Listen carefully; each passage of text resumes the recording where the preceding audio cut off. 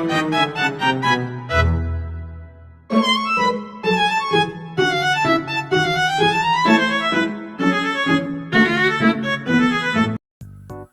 pernah bertanya nggak sih, kenapa adegan yang seperti ini? Profitez-moi. Profitez-moi. Profitez-moi. Profitez-moi. Profitez-moi。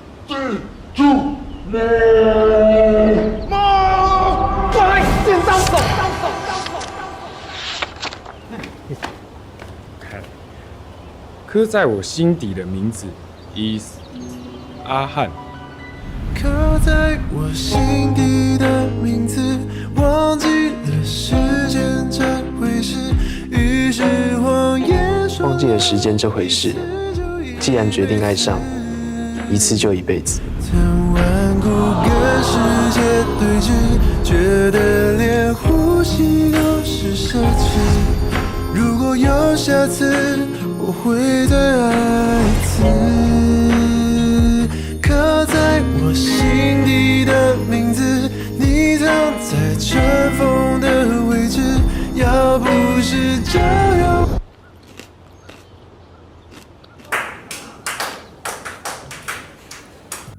Atau ini? 너는 개코딱지랑 뽀뽀해? 인중이거든? 나도 걸뱅이랑 뽀뽀 안 해. 아니 누가 좋아한단 말을 이렇게 해? 나 할머니랑 살 거 아니고 나는 너랑 살고 싶어. 아니 누가 이렇게 인중 한번 봐놓고 이렇게 막 아 그러니까 그만 떠들라고. 뭔 귀신이 씌었나 뭔 소리를 짓거리나 한 개도 안 들리고 짓거리는 주둥아리만 보이니까 사람이 사라지냐? 근데 이 이기적인 새끼는 남의 주머니에다 지 주먹은 왜 쏙 쳐놓고 허구한 날 주둥이는 왜 반딱대? 뭐 발랐다? 왜? 준비. 뭐? 나는 거의 14살 때부터 준비했거든?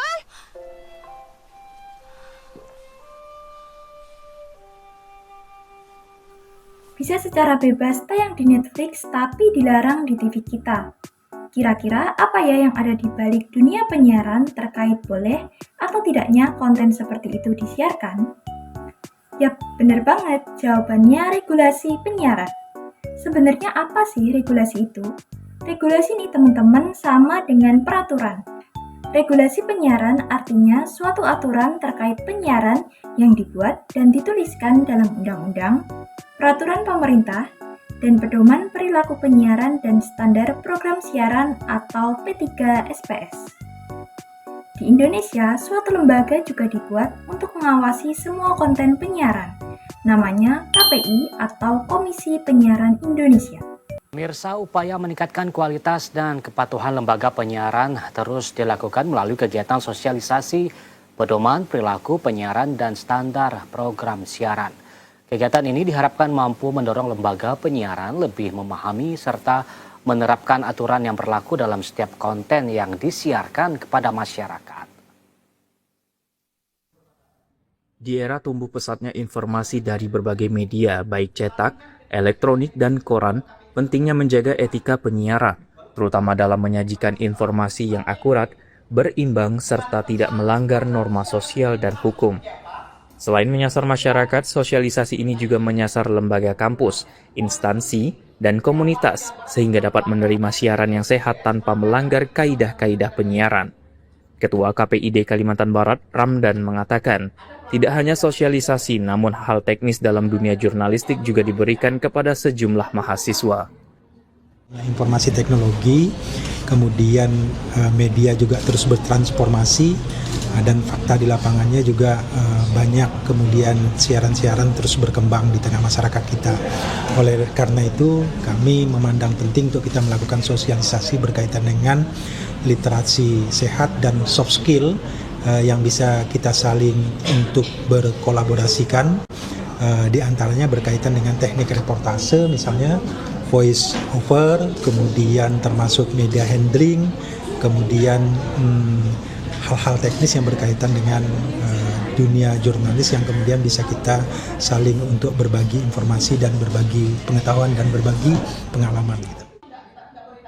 Ramdan menjelaskan pengetahuan terkait regulasi penyiaran tidak hanya diberikan oleh KPID, namun kerjasama dari tenaga ahli serta lembaga penyiaran yang dapat berkolaborasi kepada publik. Dari Kota Pontianak, Septa Haryati melaporkan. Semua media penyiaran seperti TV dan radio harus dan wajib banget nih buat menaati aturan atau regulasi tersebut. Tujuannya, biar semua konten sesuai sama etika dan budaya masyarakat sehingga layak buat disiarkan dan dikonsumsi masyarakat. Terus, apa aja sih kriteria yang harus dipenuhi suatu konten untuk bisa disiarkan? Menurut P3SPS, isi siaran atau konten harus menghormati hak privasi dan tidak mengeksploitasi masalah pribadi, melindungi anak-anak dan remaja dengan tidak menampilkan kekerasan, adegan seksual, atau perilaku menyimpang, menjaga norma kesopanan dan kesusilaan, dan dilarang mengandung berita bohong, fitnah, penghinaan, atau pencemaran nama baik. Nah, kita kembali ke pembahasan awal. Dua adegan yang kita lihat di awal video tadi jelas tidak masuk dalam kriteria konten layak siar menurut KPI dalam P3SPS. Alasannya, scene ini mengandung perilaku yang dianggap menyimpang dari norma sosial dan norma agama masyarakat Indonesia, sehingga dikhawatirkan membawa pengaruh buruk bagi anak-anak dan remaja yang menontonnya. Lalu, adegan ini dikategorikan sebagai adegan bermuatan seksual yang melanggar norma kesopanan dan kesusilaan. Dianggap juga bisa mempengaruhi anak-anak dan remaja dengan nilai yang kurang pantas.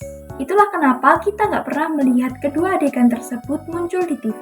Kalau media seperti TV terbukti melanggar regulasi tersebut, mereka bakal kena sanksi berupa teguran tertulis, penghentian semata-mata acara, pengurangan durasi siaran, denda administratif maksimal 1 miliar sampai pencabutan izin siaran.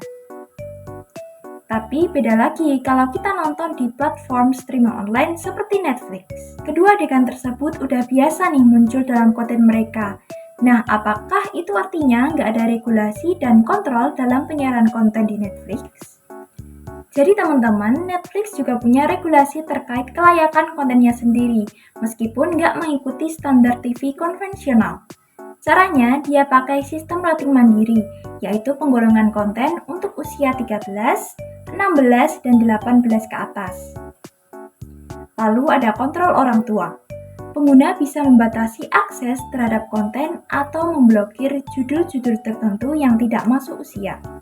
Netflix juga punya kebijakan sensor internal, yaitu beberapa konten disesuaikan dengan norma dan budaya tempat film itu ditayangkan. Yang terakhir, Netflix juga punya kepatuhan lokal.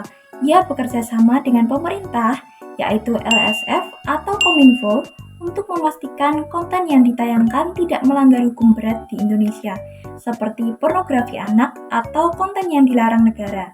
Jadi, daripada melakukan sensor fisik atau menghapus scene tertentu, Netflix lebih menggunakan sistem penggolongan usia. Sementara itu, Kominfo menganggap perlakuan layanan streaming online harus disamakan dengan penyiaran free-to-air atau TV konvensional. Alasannya karena produk yang dihasilkan sama, yakni film. Tujuannya biar masyarakat gak terpapar konten yang dianggap melanggar etika.